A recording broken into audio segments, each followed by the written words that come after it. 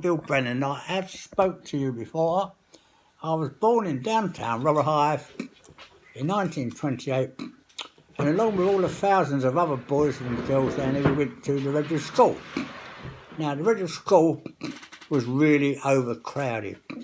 Sometimes you sat at a desk with two or sometimes three on a little tiny bench and a little desk in front of you. You used a pen nib or sometimes a bit of charcoal. Now, sometimes he was sent to another classroom, but there were so many kids in there, you couldn't get a seat in there. You used to stand in the corridor, peering into the classroom, and I remember one of the teachers, Dick Pardon he was called, he used to have a trilby hat and his raincoat on, and he'd be pointing at the blackboard with his cane and scribbling all kinds of gibberish jash all over it, maths, so we couldn't understand what he was. Shouting at him. Then you went back to your classroom. Now, one of the classrooms that I was in, it was run by a little fat bald-headed bloke from Wales, Mr. Jones, his name was. He was a cowson. He would stand there all the time, keep quiet. If you moved your eyes, fluttered your eyelids, moved an hand, he'd call you out, hold your hand out, and whack you as hard as he could with his cane. Now, he was a dirty oldster, because one day he came alongside my desk and he said to me, go out in the cloakroom and wash the basins out.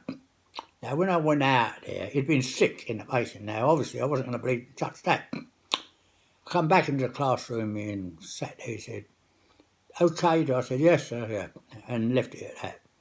Now, the kids now used to run around the playground.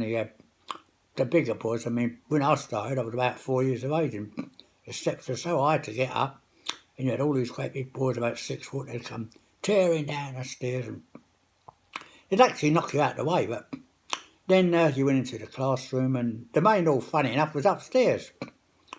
Anyway, there was some nice teachers. There was a Miss Howard there. She liked me because I suffered badly with my chest bronchitis, and I was eventually sent away to a home convalescent home. But before that, I'd come down out into the grounds where it was a playground, and they used to play football.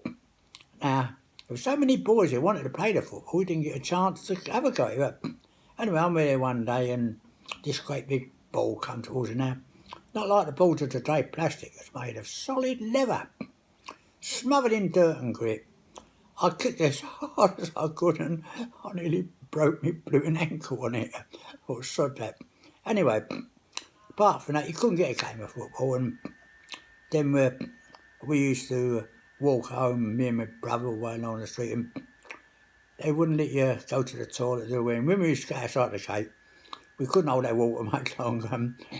My brother used to walk along in front of me, weeing all the way along the street, and then I used to take over decorating the home, and that was our laugh. Anyway, eventually, living down there with all the boats, all the smoke and dirt and lead works, all the coloured flames going up there, you couldn't bloody breathe. I mean, it was like a constant fog all the time, and I had one attack of bronchitis after the other. Anyway, I now goes up before the doctor. Now, there was my younger brother. He was about a year and a half younger than me, but he was bigger than me. Doctor examined me, so after examining me, he said, how would you like to go away to convalescent home? I said, no. He said, yeah, get all nice fresh fruit and cream and eggs and see all the cows and apples. I said, OK. Still didn't want to go, but he now turns round, he says, put the youngest one in the open air class, presuming that I was the youngest one. But my brother, who was the youngest one, he goes to the open air class, gets extra milk, and when I used to go to school of a morning, he'd be laying there grinning out in the open air with a bottle of milk. Of course, I couldn't say anything. I used to go upstairs to my classroom. Anyway, eventually, I was sent away to a convalescent home. And my father took me to the station, London Bridge. He bought me the biggest orange you could see off of one of the barrow boys. So he gave it to me, and he met this woman, stern-looking woman. She had a felt hat on and a feather in it. And we got on a train. Every time I went to peel the orange, he said to me, no, no, no, no. You get plenty of fruit when you get down where you're going.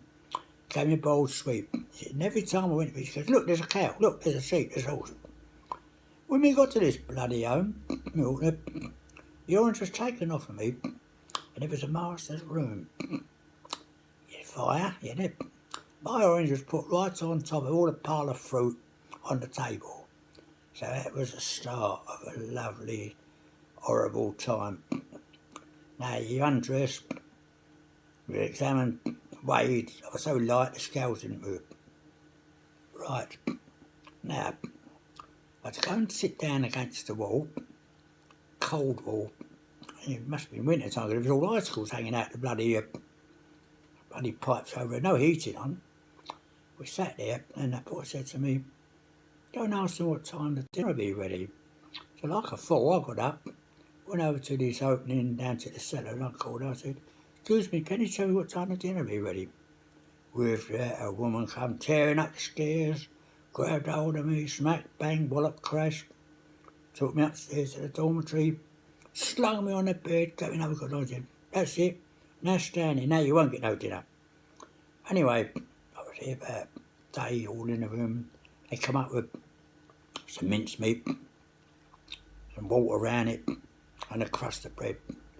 I was starving, I thought that was lovely. That. Now, from then on, you couldn't get a drink of water. You were shut up all the time. The room was dark. Little boys used to sit alongside me. One was actually taken ill. He fell with his head on my shoulder. They rushed over, grabbed him, and they took him away in an ambulance. I said, next day, what happened? They said, oh, he died, just like that. Well, whether he did or not, I don't know. But that's how he was treated. Now, when they bathed him, they had one woman there, she used to turn this scalding water on. Now, don't forget, we came from downtown. We didn't have no baths in our places. First time I ever seen one with all this scalding water. She's saying to me, go and jump in it, and I'm holding on the bath, she's trying to push me in it. I'm screaming out. Anyway, another woman came in and said, what's going on? She said, I'm trying to stop him jumping in the bath. I thought, you bloody old liar. Anyway, we goes all through the winter and you had to write home on a copy of a bit of cardboard. Dear Mum, I like it here. Please can you send me some money to buy some sweets? When the sweets arrived, a little bloke used to come round, stripped to the waist, carrying a belt in his hand. He had a big boy with him. He said, hand it over, hand the money over. Because my mother just sent me 2 fruity bits and a bit of cardboard. And I said, you know, like, oh, send me some money because I want to buy a sweet. So we were going to go out to the sweet shop. Out we goes to buy sweets. When we get to the sweet shop, all they bought was tobacco for the master and one little bag of sweets between about 20 of us. Anyway, you come back. Now sometimes you never went out at all. You didn't know whether it was summer, winter, what it was, because the winter was all like coloured over with coloured paper. One day in the summer, they took us out for a long walk. Now I was already thirsty, couldn't get a drink. Couldn't get a drink in the bloody home. I'm staggering along to another home. When we got there, I was so exhausted and dehydrated, I fell down on this big long bench. And the woman came out, she said, are you all right, would you like a drink? I said, oh yes, please.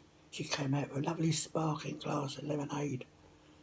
As she went to hand it to me, another woman from the home came out and said, he's not one of ours, so I didn't get a drink. Tell you what, I said, what a lovely bloody time I had there. I came home, couldn't speak hardly because you wasn't allowed to talk. Within a few months of being examined by the doctor, so he didn't have much weight on. I was sent away again to no one at Brighton. When I got this one at Brighton, I run by the Sisters of Mercy in the main road, going down to their front. Sat down at a big long table, all these boys there sitting there. Up comes a tin plate, skidding down the table, full of mouldy, stinking greens. Eat it up, says Sandy McCain. I said, no, ease it up, he said, or you get ashamed. Started swallowing it. Next minute I brought it all up. I was grabbed by a big woman, rushed out to the toilet. She held a flannel over my mouth and made me swallow it all. Lovely. That was a right rotten home, the way they treated you. Of course, you come from London, they hated Londoners. The boys who had come from surrounding areas, they was treated a sight better than what I was. I couldn't do much about it. In the winter, I was put in a freezing cold bed by the window with the window open on the sheets. Now, this woman was pushing my legs down. It was freezing. There was all snow blowing through the window. I think I woke up about 3 days later. I know it was a Wednesday, I think. Well, about 3 days later, someone smacking me round the face the other side of the room. Window was shut, the heating was on, and saying, I could hear her saying to the doctor, he won't swallow his medicine. And the doctor was saying, pinch his nose. Pinch his nose. A lot of pinched her bleeding nose, but pinch his nose. That's how he was treated. I won't carry on anymore, but that was one episode of my young life, and it wasn't very pleasant. Thank you very much for listening to me. Goodbye and God bless.